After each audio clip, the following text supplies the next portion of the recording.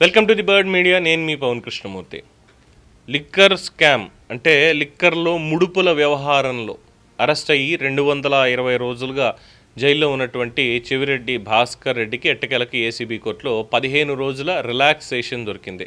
చెవిరెడ్డి గారి స్టేట్మెంట్ ప్రకారం AP liquor స్కామ్లో అక్రమంగా అరెస్టు చేసి విజయవాడ జైల్లో 220 రోజులుగా నిర్బంధించిన చెవిరెడ్డి భాస్కర్ రెడ్డికి మంతెన సత్యనారాయణ రాజు ఆశ్రమంలో చికిత్స చేసుకునేందుకు ఏసీబీ కోర్టు అనుమతించింది. ఆరోగ్యపరంగా తనకు మంతెన ఆశ్రమంలో చికిత్స చేసుకునేందుకు అనుమతించాలని చెవిరెడ్డి భాస్కర్ రెడ్డి కోర్టులో పిటిషన్ దాఖలు చేస్తే దాని మీద న్యాయాధికారి భాస్కర్ రావు విచారణ జరిపి 15 రోజుల పాటు ఆశ్రమంలో ఆయుర్వేద చికిత్స చేసుకునేందుకు అవకాశం కల్పిస్తూ ఉత్తర్వులు జారీ చేశారు.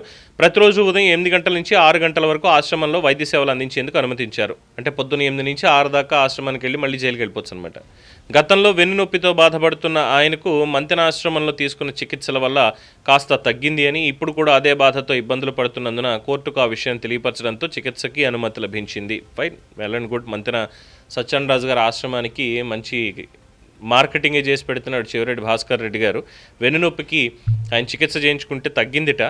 ఒకసారి జగన్మోహన్ రెడ్డి గారు అలాగే పవన్ కళ్యాణ్ గారు కూడా మంతెన ఆశ్రమానికి వెళ్తే, అంటే పవన్ కళ్యాణ్ గారు ఇటీవల కాలంలో బ్యాక్ టు బ్యాక్ సినిమాలు పర్యటనలు చేస్తూ వెన్నుపూస నొప్పితో చాలా బాధపడడం గతంలో మనం చూసాం.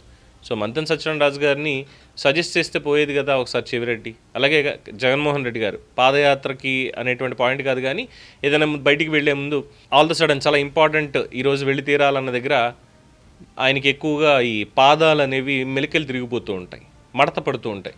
సో దానికి కూడా ఇక్కడ చికిత్స తీసుకుంటే తగ్గుతుంది, ఎందుకంటే చెవిరెడ్డి సర్టిఫికేట్ ఇచ్చారు కాబట్టి ఆయనకి వెన్నునొప్పి తగ్గిపోయింది అక్కడ. అయితే ఇక్కడ చాలామంది ఇంకా వేరే విషయాలు ఇందులో తీసుకొస్తున్నారు. ఏం తీసుకొస్తున్నారా అంటే, చెవిరెడ్డి చెప్తున్న గతంలో ఈ వెన్నునొప్పికి సంబంధించినటువంటి చికిత్స అని చెప్పారు, బాగానే ఉంది. ఈ 220 రోజుల్లో ఈ అనారోగ్య కారణాలని చెప్పి వెరికోయిస్ వైన్స్ అంటే మనకి ఎక్కడైనా బ్లడ్ క్లాట్ అయిందనుకోండి, కాళ్ళ దగ్గర తొడల దగ్గర, ఆ బ్లాక్ అయిన దగ్గర నుంచి నరాలన్నీ నీలి రంగులో మనకి బయటకు కనిపిస్తుంటాయి, ఉబ్బిపోయి ఆ రక్తాన్ని సరఫరా చేసేవి ఉబ్బిపోయి కనిపిస్తుంటాయి. దాన్ని వెరికోయిస్ వైన్స్ అని అంటూ ఉంటారు. దానికి కొన్నిసార్లు ఆపరేషన్ అనేది అవసరం పడుతుంది, కొన్నిసార్లు ఆయుర్వేద చికిత్స కూడా చేస్తూ ఉంటారు, ఫిజియోథెరపీ కూడా దానికి కావాలంటూ ఉంటారు. సో ఎందుకు వెరికోయిస్ అనేది కాస్త ఇబ్బందికరమైంది అంటే, ఈ వాల్వ్లు రక్తాన్ని గుండె వైపు పంపు చేస్తూ ఉంటాయి. ఈ వాల్వ్లు బలహీనపడినా దెబ్బతిన్న రక్తం తిరిగి కాళ్లలోనే ఆగిపోతుంది.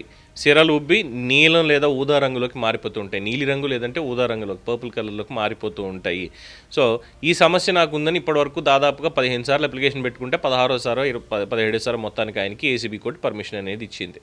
దీనికి మరి ఆపరేషన్ అంటే లేదు, మంతెన సత్యనారాయణ రాజు గారు దాంట్లో ఆ ఆశ్రమంలో ఆయుర్వేద చికిత్స తీసుకుంటామని చెప్పారు.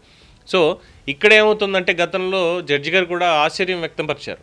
ఈయన హాస్పిటల్కి వెళ్ళాలి అన్నారు, సరే పంపిస్తే హాస్పిటల్కి వెళ్ళి అక్కడ కూర్చొని రాజకీయ మంత్రాలన్నీ పెట్టాడు. ప్రలోభాలకు గురి చేసేటువంటి కార్యాచరణ ఇవన్నీ అక్కడ ఏమైనా చేస్తున్నారా అని చెప్పి కూడా ప్రశ్నించడం జరిగింది. పోలీసు అధికారులను కూడా చివాట్లు పెట్టడం జరిగింది. మరి ఇప్పుడు పొద్దున్న 8 నుంచి సాయంత్రం 6 వరకు ఆ మంతెన సత్యనారాయణ రాజు ఆశ్రమంలో అంటే రాజకీయాలకి తావు లేకుండా ఉంటుందా అనేటువంటి అనుమానం చాలామంది వ్యక్తం చేస్తున్నప్పటికీ, మంత్రి గారిని ఇటీవల కాలంలోనే ఆంధ్రప్రదేశ్ ప్రభుత్వం సలహాదారుగా నియమించింది కాబట్టి ఆయన ఆశ్రమం దగ్గర ఈయన రాజకీయం చేయడానికి ఏమి కుదరకపోవచ్చు అన్నటువంటి అభిప్రాయాన్ని కూడా చాలామంది వ్యక్తం చేస్తున్నారు.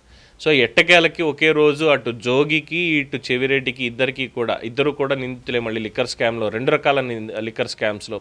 అందువల్ల ఒకే రోజు ఇద్దరికి రిలాక్సేషన్ రావడం పట్ల వైఎస్ఆర్సీపీ శ్రేణులు చాలా ఆనందం వ్యక్తం చేస్తున్నాయి.